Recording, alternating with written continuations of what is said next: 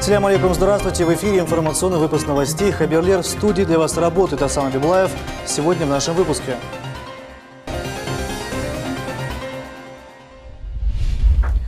В Крымском инженерно-педагогическом университете состоялась встреча общественных деятелей, педагогов, старейшин, политиков и депутата Госдумы Российской Федерации Руслана Бальбека.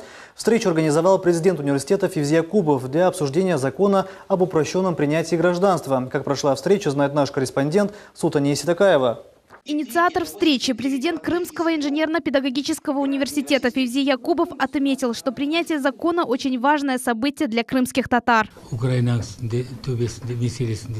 При Украине наши представители в течение 20 лет не приняли такой закон. А сегодня наш депутат Госдумы Российской Федерации Руслан Бальбек в течение 6 месяцев принял закон. Теперь наша задача – донести это всем нашим родственникам, близким. Руслан Бальбек, в свою очередь, подчеркнул, что принятие законопроекта стало возможным при государственной поддержке, а также поблагодарил всех участников круглого стола за их вклад в развитие нашего народа. Победу, то есть, может быть, первую после появления указа президента о мерах реабилитации репрессированных народов, умножить на многие другие долгожданные нормативно-правовые акты, которые позволят крымским татарам реализовать весь комплекс мер, направленный на реабилитацию, для того, чтобы восстановить те потери, которые были понесены в период незаконной депортации. Самая важная норма в данном законе – нет необходимости получать подтверждение о выходе из гражданства Узбекистана, Таджикистана, Казахстана, там, где человек проживал и имел гражданство. Общественный деятель Азиз Абдуллаев подчеркнул важность сегодняшней встречи. Он считает, что сегодня создана площадка для национального единения и предложил проводить регулярные встречи с представителями крымско-татарского народа для обсуждения и решения проблем. Обсуждение – это и есть первая наша национальная площадка, где мы все вместе собрались. И вот на этой площадке мы должны объединить ценные, приближать к себе и говорить как титульные, а все остальные рассматривать и продвигать вперед. Крымский татарский народ никогда не отрекался друг от друга и не искал врагов среди своего народа. Вот эта площадка будет наша фундаментальная, и мы ее объединим. Встреча прошла в форме беседы. Высказывая свое мнение, каждый спикер подчеркнул значимость данного законопроекта, а также предложил решение к некоторым социальным проблемам. Благодарю от всех крымчан, от крымских татар, что все-таки мы добились того, что мы хотели. Конечно, это же и большая заслуга каждого из нас, кто здесь сидит, каждого крымского татарина. В дальнейшем еще много очень проблем.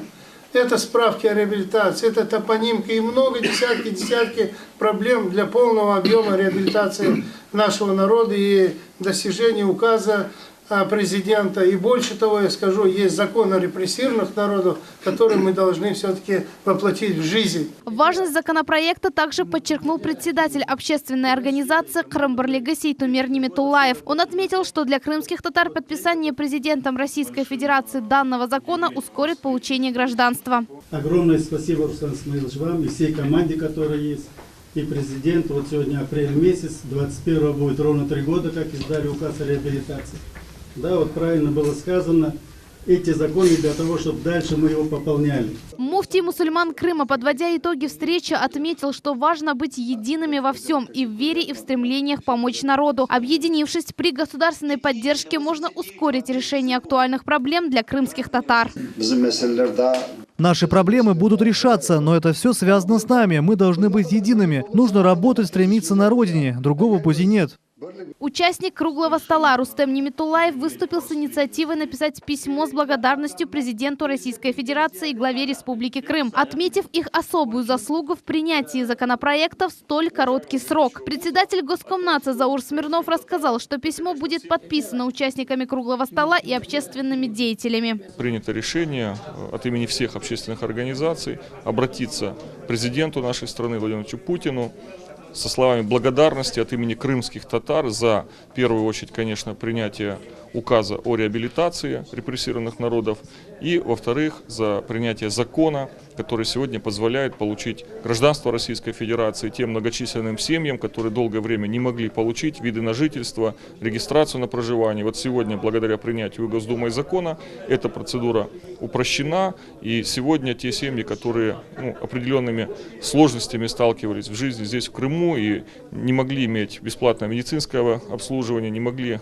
получать полноценное образование, страховку и так далее. То есть получают весь социальный пакет, ну и в ближайшее время, конечно, уже получат паспорта граждан Российской Федерации.